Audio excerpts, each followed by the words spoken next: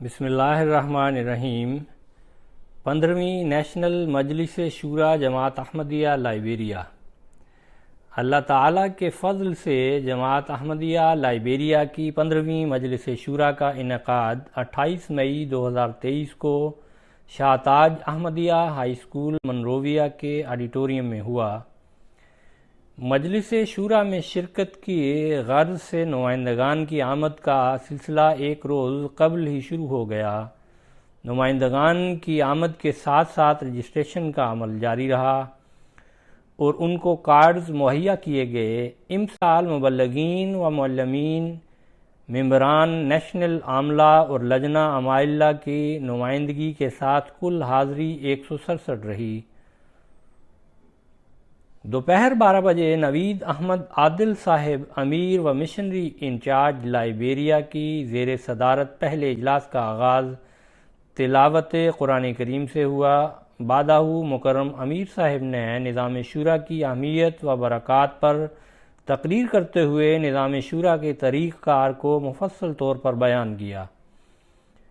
بعد ازاں منصور احمد ناصر صاحب نیشنل سیکریٹری مال نے مالی بجٹ برائے سال 2023-2024 پیش کیا۔ بجٹ کے بعد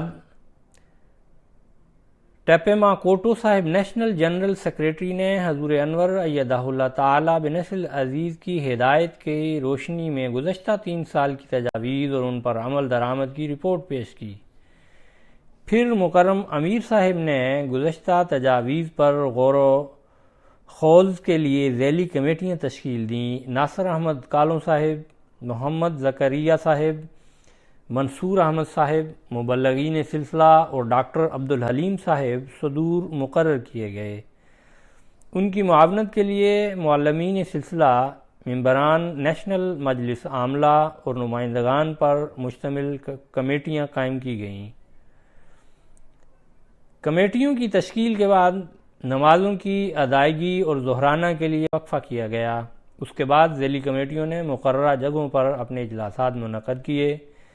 سپہر 3 بجے تلاوت قرآن کریم سے دوسرے اجلاس کا آغاز ہوا، جس کے بعد ذیلی کمیٹیوں کے صدور نے ایوان کے سامنے اپنی سفارشات پیش کیں۔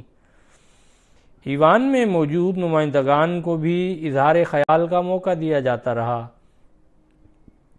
اور اتفاق رائے سے تمام سفارشات منظور کی گئیں۔ ظفر احمد بھٹی صاحب مبلغ سلسلہ کو شورا کی کارروائی نوٹ کرنے کی ذمہ داری تفویض کی گئی تھی۔ آخر پر مکرم امیر صاحب نے نمائندگان شورا کو ان کی ذمہ داریوں کی طرف توجہ دلائی اور اختتامی دعا کروائی۔ اللہ تعالیٰ تمام شاملین کو کما حقہ اپنی ذمہ داریاں ادا کرنے کی توفیق دے، آمین۔ رپورٹ فرخ شبیر لودھی، نمائندہ روزنامہ الفضل انٹرنیشنل۔ آواز شعیب خالد۔